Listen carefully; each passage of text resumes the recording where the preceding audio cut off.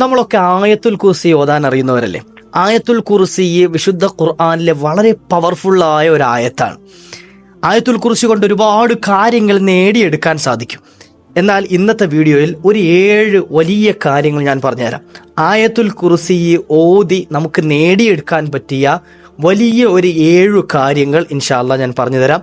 Video മുഴുവനായി കേൾക്കണം. നമ്മുടെ ജീവിതത്തിൽ വളരെയേറെ ഉപകാരപ്പെടുന്ന ഒരു മാർഗമാണ് ഇന്ന് ഞാൻ പറയുന്നത്. ഒരുപാട് നാളായി നടക്കാതെ മനസ്സിൽ കൊണ്ട് നടക്കുന്ന ചില ആഗ്രഹങ്ങൾ ഉണ്ടാവൂലേ? ഒരിക്കലും നടക്കൂല എന്ന് നമ്മൾ വിധി എഴുതിയ ചില വിഷയങ്ങൾ ഇനി ഒരിക്കലും അത് നടന്നു കിട്ടൂല, ഇനി ഒരിക്കലും അത് സാധിക്കൂല എന്ന് പറഞ്ഞ് നമ്മൾ അങ്ങനെ ചിന്തിച്ച ചില വിഷയങ്ങൾ അത് നിഷ്പ്രയാസം നടത്തി കിട്ടാൻ, അത് പുഷ്പം പോലെ നടത്തി കിട്ടാൻ പറ്റുന്ന ഒരു എളുപ്പമാർഗമാണ് ആയത്തുൽ കുർസി കൊണ്ട് നമുക്ക് ചെയ്യാൻ പറ്റുന്നത്. വളരെ എളുപ്പത്തിൽ ചെയ്യാൻ പറ്റും. നമ്മുടെ ജീവിതത്തിൽ അത് പകർത്താനും ജീവിതത്തിൽ കൊണ്ടു നടക്കാനും കഴിയുന്ന എല്ലാ കാര്യങ്ങൾക്കും നമുക്ക് മുൻകരുതലായി വെക്കാൻ പറ്റുന്ന ഒരു മഹത്തായ മാർഗം നമുക്ക് ഇന്നത്തെ വീഡിയോയിൽ കേൾക്കാം. എത്ര വലിയ കൊടിയ ശത്രുക്കൾ ഉണ്ടെങ്കിൽ പോലും അവരൊക്കെ നിങ്ങളുടെ മുമ്പിൽ പകച്ചു മാറി നിൽക്കുന്ന രൂപത്തിൽ നിങ്ങൾക്ക് ഇസ്സത്തും പ്രതാപവും വർദ്ധിക്കാനും അതുപോലെ തന്നെ അവരുടെ മുമ്പിൽ നിങ്ങൾക്ക് ഗാംഭീര്യമുണ്ടായി തീരാനുമൊക്കെ ആയത്തുൽ കുർസിയെ സഹായിക്കും. മറ്റുള്ളവരുടെ ഉപദ്രവത്തിൽ നിന്ന് രക്ഷപ്പെടാൻ, മറ്റുള്ളവരുടെ ഇടങ്ങേറുകളിൽ നിന്ന് രക്ഷപ്പെടാൻ, ശത്രുക്കളുടെ കെണിവലയിൽ നിന്നും രക്ഷപ്പെടാനൊക്കെ ആയത്തുൽ കുർസി നമുക്കൊരു കാവലാണ്. നമുക്ക് വീഡിയോ മുഴുവനായി ഒന്ന് കേൾക്കാം, നമ്മുടെ ജീവിതത്തിൽ പതിവാക്കാം. അള്ളാഹു ഭാഗ്യം നൽകട്ടെ.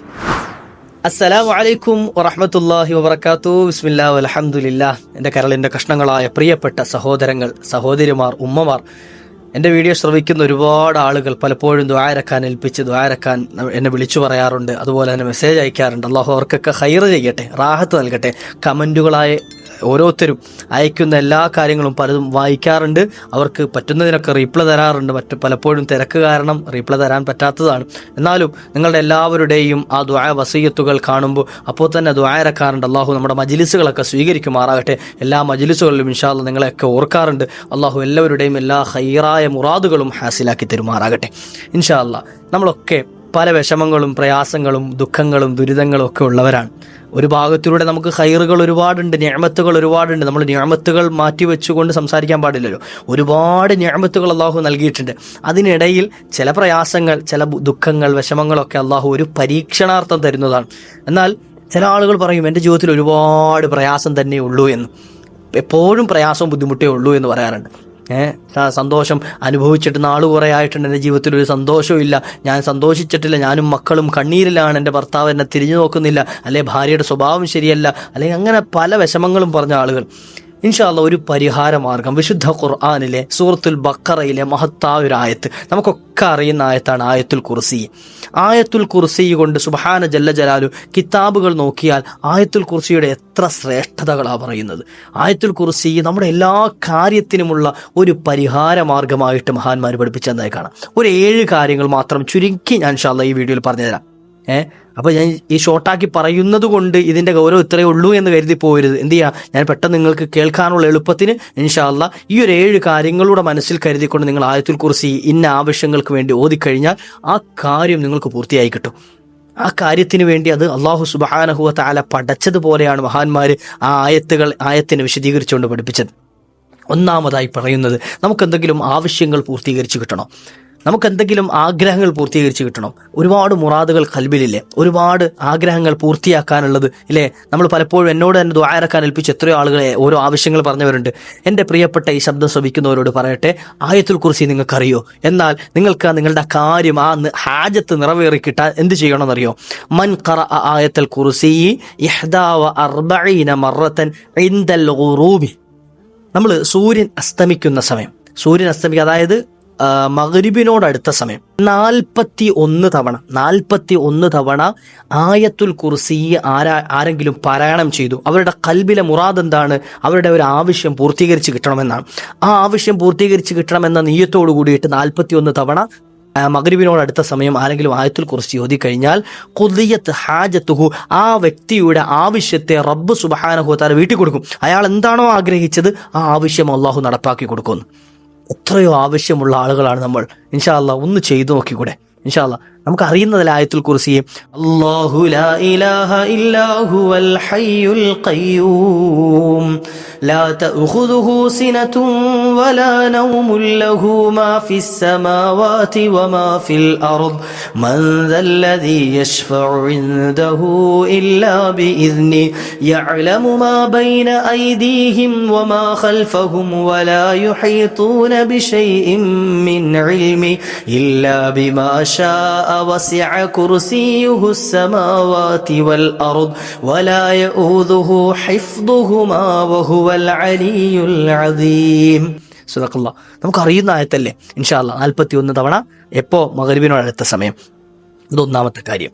ഇനി രണ്ടാമതൊരു കാര്യം പറഞ്ഞു തരട്ടെ. ആയത്തുൽ കുർസി എന്ത് നമുക്ക് ഒരു കാവലായി കിട്ടുന്നത് ശത്രുക്കളുടെ കണ്ണിൽ നിന്നും നമ്മളെ മറയ്ക്കപ്പെടാൻ, ശത്രുക്കളുടെ കണ്ണിൽ നിന്നും നമ്മളെ മറയ്ക്കപ്പെടാനുള്ള ഒരു മാർഗം ആയത്തുൽ കുർസിയാണ്. അതായത് നമ്മളെ ഉപദ്രവിക്കുന്ന, നമ്മളെ എടങ്ങേറാക്കുന്ന, അത് ഏത് ഭാഗത്തു നിന്നായിക്കൊള്ളട്ടെ, നമ്മുടെ അയൽവാസികളാകട്ടെ, കുടുംബത്തിൽപ്പെട്ടവരാകട്ടെ, നമ്മളോട് ശത്രുതയുള്ള ആളുകൾ, നമുക്കറിയുന്നവരാകട്ടെ അറിയാത്തവരാകട്ടെ, ചിലപ്പോൾ ആർക്കോ എന്നോട് ശത്രുതയുണ്ട്, എന്നോട് എന്തോ ഒരു ഉപദ്രവം ചെയ്യുന്നുണ്ട്, ആരാണെന്ന് അറിയില്ല, അങ്ങനത്തെ ചില വിഷയങ്ങളുണ്ടല്ലോ. ആരോ എന്നെ ഉപദ്രവിക്കുന്നുണ്ട്, ആരാണ് പക്ഷെ എന്ന് എനിക്കറിയില്ല. ചിലത് അങ്ങനെ ഉണ്ട് അല്ലേ? ചില നമ്മൾ ഉസ്താദന്മാരെ കാണാൻ പോകുമ്പോൾ കുടുംബത്തിൽ നിന്നാണ് നിങ്ങൾക്ക് ഉപദ്രവമുള്ളത് അല്ലെ ശത്രുതയുള്ളത്, ആരോ ചെയ്തത്, ഇടങ്ങേറാക്കിയത്, പക്ഷെ ആരാണ് എന്ന് പേര് പറഞ്ഞു തന്നിട്ടില്ല, അറിയില്ല. അപ്പം അങ്ങനത്തെ ആളുകളാണെങ്കിൽ പോലും അവരുടെ ശത്രുതയിൽ നിന്നും രക്ഷപ്പെടാനും അവരുടെ കണ്ണിൽ നിന്നും മറയാനും ഈ ആയത്തുൽ കുർസി കൊണ്ട് പറ്റും. മഹാന്മാർ പഠിപ്പിച്ചു തരികയാണ്, ആരെങ്കിലും ഒരാൾ തൻ്റെ ശത്രു തന്നെ കാണരുത് എന്ന് ഉദ്ദേശിച്ചാൽ, തൻ്റെ ശത്രു തന്നെ ഇനി കാണാൻ പാടില്ല, തൻ്റെ ശത്രുവിൻ്റെ കണ്ണിൽ താൻ പെടാൻ പാടില്ല, തൻ്റെ ശത്രു തന്നോട് ഇനി ആ ശത്രുതയോടുകൂടി നോക്കാൻ പാടില്ല എന്നാരെങ്കിലും ഉദ്ദേശിച്ചാൽ ഫൽയഖ്റ ആയത്തുൽ കുർസി 70 മറത്തൻ, 70 തവണ ആയത്തുൽ കുർസിയെ പാരായണം ചെയ്താൽ മതി. ഈ നിയ്യത്ത് വെച്ചുകൊണ്ട് 70 തവണ ആരെങ്കിലും ഒരാൾ ആയത്തുൽ കുർസിയെ പാരായണം ചെയ്തു കഴിഞ്ഞാൽ അല്ലാഹു സുബ്ഹാനഹു വ തആല ശത്രുവിന്റെ കണ്ണിൽ നിന്നും ഇയാളെ മറച്ചു കളയും. അതായത് ശത്രു പിന്നെ ഈ വ്യക്തിയെ കാണൂല എന്ന് ഇയാൾ മരിച്ചു പോകുമെന്നല്ല, അങ്ങനെ ഒന്നും തെറ്റിദ്ധരിച്ചു പോകല്ലേ. ശത്രുവിന് ഈ വ്യക്തിയെ കാണാൻ അല്ലാഹു കാഴ്ച കൊടുക്കൂല എന്ന്. എന്നെ ഇപ്പോൾ ഒരാൾ എന്നോട് ശത്രുതയുണ്ട് എങ്കിൽ ഞാൻ ആയത്തുൽ കുർസി 70 തവണ അയാളുടെ ശത്രുത ഇല്ലാതാകണം എന്ന നിയത്തോടെ, അയാൾ നശിച്ചു പോകണമെന്നല്ല, മറിച്ച് അയാളുടെ ശത്രുത ഇല്ലാതാകണം എന്ന് മനസ്സിൽ കരുതിക്കൊണ്ട് ഞാൻ 70 തവണ ഓതിക്കഴിഞ്ഞാൽ അയാളുടെ കൽബിൽ നിന്ന് അല്ലാഹു ശത്രുത ഒന്നിൽ എടുത്തു കളയും, അല്ലെങ്കിൽ അയാൾക്ക് എന്നെ കാണാൻ പറ്റാത്ത രൂപത്തിലേക്ക് അയാളുടെ കണ്ണ് അല്ലാഹു മറച്ചു കളയും. ഓക്കെ, ഇതൊന്ന് എന്ത് ചെയ്യുക, ജീവിതത്തിൽ പതിവാക്കി വെച്ചോളി, പഠിച്ചു വെച്ചോളി ഇൻഷാ അല്ലാഹ്. മൂന്നാമതായ ആയത്തുൽ കുർസി കൊണ്ട് കിട്ടുന്ന നേട്ടം എന്താണെന്നറിയോ? രോഗിയായി കഴിയുന്ന ആളാണെങ്കിൽ അത് ഇപ്പോൾ സ്വന്തം രോഗിയാണ്, ഞാനിപ്പോൾ രോഗിയാണ്, എനിക്ക് വേണ്ടിയിട്ടാണ്, അല്ലെങ്കിൽ എൻ്റെ ഒരു കുടുംബാദി രോഗിയായി കഴിയുകയാണ്, അയാൾക്ക് വേണ്ടിയിട്ടാണ്, ആരും ആയിക്കോട്ടെ, ഒരു രോഗിക്ക് വേണ്ടിയിട്ടാണ് പാരായണം ചെയ്യുന്നത്. അയാളുടെ രോഗം ഷിഫയായി കിട്ടണം. മാരക രോഗങ്ങളാണെങ്കിൽ പോലും അതിന് ഷിഫ മരുന്നാണ് ആയത്തുൽ കുർസി. ഖുർആൻ മൊത്തത്തിൽ ഷിഫ ആണ്, എന്നാൽ ആയത്തുൽ കുർസിക്ക് ഒരു പ്രത്യേകത കൂടിയുണ്ട്. എന്ത്? ആയത്തുൽ കുർസി പ്രത്യേക ഷിഫാന്റെ ആയത്താണ്, പ്രത്യേകമായി ഷിഫാന്റെ ആയത്താണ്, ആയത്തു ഷിഫ ആണ് ഇത് ആയത്തുൽ കുർസി. ആരെങ്കിലും ഒരാൾ ഒരു രോഗിയുടെ രോഗം മാറണമെന്ന് ഉദ്ദേശിച്ചുകൊണ്ട് ആയത്തുൽ കുർസി പാരായണം ചെയ്തു, അങ്ങനെ പാരായണം ചെയ്യാം. യഖ്റഉ ആയത്തുൽ കുർസി 101 തവണ ആയത്തുൽ കുർസി പാരായണം ചെയ്തു. എപ്പോ? ഇൻദ സ്വബാഹ്, പ്രഭാത സമയത്ത്, സുബഹി നിസ്കാര ശേഷം 101 തവണ ആയത്തുൽ കുർസി പാരായണം ചെയ്തു. രോഗിയാണ് എങ്കിൽ ആ വ്യക്തി സ്വന്തമായിട്ട് ഓതി, അല്ലെങ്കിൽ വാപ്പാക്ക് രോഗമാണ്, അല്ലെ ഉമ്മാക്ക് രോഗമാണ്, അല്ലെ സഹോദരങ്ങൾക്ക് രോഗമാണ്, മക്കൾക്ക് രോഗമാണ്, ആരായിക്കോട്ടെ, അവർക്ക് വേണ്ടിയിട്ട് എന്ത് ചെയ്തു? 101 തവണ ആയത്തുൽ കുർസിയെ സുബഹയ്ക്ക് ശേഷം ഓതിക്കഴിഞ്ഞാൽ എത്ര ദിവസം? ലി മുദ്ദത്തി സലാസത്തി അയ്യാം, 3 ദിവസം ഓതി. 3 ദിവസം തുടർച്ചയായിട്ട് 101 തവണ രാവിലെ സുബഹി നിസ്കാര ശേഷം ആയത്തുൽ കുർസി രോഗിക്ക് വേണ്ടി ഓതിയാൽ ആ രോഗത്തെ അല്ലാഹു സുബ്ഹാനഹു വ തആല നീക്കി കൊടുക്കുന്നതാണ്. അത് എത്ര കട്ടിയുള്ള രോഗമാണെങ്കിലും ശരിയെന്ന്, എത്ര കഠിനമായ രോഗമാണെങ്കിലും ശരി, അല്ലാഹു അതിൽ നിന്നും സലാമത്ത് നൽകുന്നതാണ് എന്ന്. പതിയെ ആ രോഗത്തെ ഇല്ലായ്മ ചെയ്ത് അല്ലാഹു അതിൽ നിന്ന് അയാളെ പരിപൂർണ ഷിഫ ആക്കും. അല്ലാഹു സുബ്ഹാനഹു വ തആല രോഗം കൊണ്ട് പ്രയാസപ്പെടുന്ന സകല മുഅ്മിനീങ്ങൾക്കും ഷിഫ നൽകട്ടെ. ഇപ്പം നമ്മുടെ കൂട്ടത്തിൽ ആരെങ്കിലും രോഗികളൊക്കെ ഉണ്ടെങ്കിൽ അവർക്ക് ഇതൊന്ന് അറിയിച്ചു കൊടുക്കുക, അവരിലേക്കൊന്ന് എത്തിച്ചു കൊടുക്കുക, അവർക്കൊരു വലിയ ആശ്വാസമാകും. അവർക്ക് വേണ്ടി നമുക്ക് ഓതാൻ പറ്റുമെങ്കിൽ അങ്ങനെ ഓതിക്കൊടുക്കുക. ഇനി അതല്ല, അവർക്ക് സ്വന്തമായിട്ട് ഓതാൻ പറ്റുന്നവരാണെങ്കിൽ അവരിലേക്ക് ഇതൊന്ന് എത്തിച്ചു കൊടുത്ത് ഈ ഒരു അറിവ് അവർക്ക് പറഞ്ഞു കൊടുത്തിട്ട് എന്ത് ചെയ്യുക, അവരുടെ രോഗത്തിനൊരു ശമനം കിട്ടാൻ നമ്മൾ കാരണമാകട്ടെ. അല്ലാഹു തൗഫീഖ് നൽകുമാറാകട്ടെ. മൂന്നാമത്തെ ആ വലിയ അമൽ അതാണ്. നാലാമതായി കാണാം, ആരെങ്കിലും ഒരാൾ ശരീരവേദന കൊണ്ട് ബുദ്ധിമുട്ടുന്ന ആളുകളാണെങ്കിൽ അതിൽ പ്രത്യേകമായി എടുത്തു പറഞ്ഞത് ലിവജിഇ റഅസ്, തലവേദന കൊണ്ട് പ്രയാസപ്പെടുന്ന ആളുകളാണെങ്കിൽ പല ആളുകൾക്കും മൈഗ്രെയിൻ കൊണ്ട് ബുദ്ധിമുട്ടുന്ന ആളുകളുണ്ടാവും. മൈഗ്രെയിൻ കൊണ്ട് ബുദ്ധിമുട്ടുന്ന ആളുകളാണെങ്കിൽ അവർക്ക് ഏറ്റവും നല്ലൊരു മരുന്നാണിത്.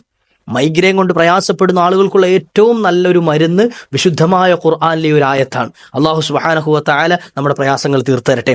മൈഗ്രെയിൻ കൊണ്ട് പ്രയാസപ്പെടുന്ന, തലവേദന കൊണ്ട് ബുദ്ധിമുട്ടുന്ന ആളുകൾ ഇഖ്റ ആയത്തുൽ കുർസി 7 മററാത്ത്, എത്ര തവണ? 7 മററാത്ത് 7 തവണ ആയത്തുൽ കുർസി എന്ത് ചെയ്യുക? മന്ത്രിച്ച് തലയിലേക്ക് ഇഷ്ഫി എന്ന് ഊതുക. തലയിലേക്ക് ഊതേണ്ടത് നമുക്ക് സ്വന്തമായിട്ട് ഊതാൻ കഴിയില്ല. അപ്പൊ ആരെങ്കിലും മന്ത്രിച്ച് ഊതിത്തരികയാണെങ്കിൽ അത് ബെറ്റർ. ഇനി അങ്ങനെ ഊതാൻ ആരും ഇല്ല എങ്കിൽ സ്വന്തം കൈകളിലേക്ക് 7 തവണ ആയത്തുൽ കുർസി ഓതി ഇഷ്ഫി എന്ന് മന്ത്രിച്ചിട്ട് തല തടകുക. മനസ്സിലായോ? അപ്പം അങ്ങനെ എന്ത് ചെയ്യുക? 2 രൂപം. മറ്റൊരാളാണ് ഓതിത്തരുന്നത് എങ്കിൽ അവർ ഡയറക്റ്റ് നമ്മുടെ തലയിലേക്ക് ഇഷ്ഫി എന്ന് മന്ത്രിക്കുക. നമ്മൾ സ്വന്തമായിട്ടാണ് ചെയ്യുന്നത് എങ്കിൽ 7 തവണ നമ്മുടെ കയ്യിലേക്ക് ആയത്തുൽ കുർസി മന്ത്രിച്ച് നമ്മൾ എന്ത് ചെയ്യുക? തലയിലേക്ക് തടകുക. അല്ലാഹു സുബ്ഹാനഹു വ തആല ആ വേദന തീർത്തു തരുന്നതാണ്. അപ്പോൾ ഇതൊക്കെ ചെയ്യുന്ന സമയത്ത് ഖൽബിന് നല്ല യഖീൻ വേണം. ഒരു പരീക്ഷണം അത് വേണ്ട, പരീക്ഷിച്ചു നോക്കട്ടെ എന്ന കണക്ക് വേണ്ട. മറിച്ച് എൻ്റെ ഖൽബിൽ നല്ല യഖീനോട് കൂടിയിട്ട് അള്ളാഹു എനിക്ക് മാറ്റിത്തരും എന്ന ആ ഒരു വിശ്വാസത്തോട് കൂടിയിട്ട് ഈ ആയത്ത് പാരായണം ചെയ്താൽ അവർക്കുള്ള വേദനയ്ക്കുള്ള വേദന സംഹാരിയാണ് എന്ന് മഹാന്മാർ വിശദീകരിക്കുകയാണ്. 4ാമത് നമുക്ക് കിട്ടുന്ന നേട്ടം അതാണ്. 5ാമതായി പറയുന്നുണ്ട്, നമുക്കെന്തെങ്കിലും ഒരു പ്രയാസമുണ്ട്, ഒരു വിഷമമുണ്ട്, ഒരു ബുദ്ധിമുട്ടുണ്ട്, ആ പ്രയാസം നീങ്ങിക്കിട്ടണം, നമ്മുടെ ജീവിതത്തിലെ ഞെരുക്കങ്ങളില്ലാതെയായി കിട്ടണം, നമുക്ക് വലിയ എളുപ്പം കിട്ടണം. മനസ്സിലായോ? നമ്മുടെ ജീവിതത്തിൽ ആ ഞെരുക്കം എന്തായിക്കൊള്ളട്ടെ, സാമ്പത്തിക ഞെരുക്കമാകട്ടെ അല്ലെങ്കിൽ ശാരീരികമായ ബുദ്ധിമുട്ടുകളാകട്ടെ, ഏത് ഞെരുക്കമായിക്കൊള്ളട്ടെ, അത് നീങ്ങിക്കിട്ടണമെങ്കിൽ ആരെങ്കിലും അങ്ങനെ ഉദ്ദേശിക്കുന്നുണ്ട് എങ്കിൽ ആ ഒരു സാമ്പത്തികമായി ഞെരുക്കമുള്ള ആളുകളെ സംബന്ധിച്ചിടത്തോളം അത് കുറെ കാലം കൊണ്ട് അവർ അനുഭവിക്കുന്ന വിഷയമായിരിക്കും അല്ലെ. കുറെ കാലങ്ങളായി വാടകയ്ക്ക് താമസിക്കുന്ന ആളുകൾ, വാടക വീട്ടിലാണ് അല്ലെങ്കിൽ പട്ടിണിയിലാണ്, നല്ലൊരു ജോലി കിട്ടുന്നില്ല, അങ്ങനെ പല വിഷമങ്ങളുള്ളവർ, അവർക്ക് എന്ത് ചെയ്യാം? 3 രാത്രി തുടർച്ചയായിട്ട് ആയത്തുൽ കുർസി 100 തവണ നിരന്തരം ഓതുകയും അള്ളാഹുവിനോട് ആത്മാർത്ഥമായി ദുആ ഇറക്കുകയും ചെയ്താൽ അവരുടെ ആ പ്രശ്നത്തിന് അള്ളാഹു പരിഹാരം നൽകും. അവരുടെ ആ പ്രയാസം അള്ളാഹു നീക്കിത്തരും. ആ ഞെരുക്കത്തെ അള്ളാഹു ഇല്ലാതെയാക്കി തരും. നോക്കുക. അപ്പോൾ നമ്മുടെ ജീവിതത്തിലെ ഞെരുക്കങ്ങൾ തീരാൻ ആയത്തുൽ കുർസി മതിയായതാണ്. ഇനി 6ാമതായ ഒരു സംഗതി പറയുന്നത് എന്താ അറിയോ?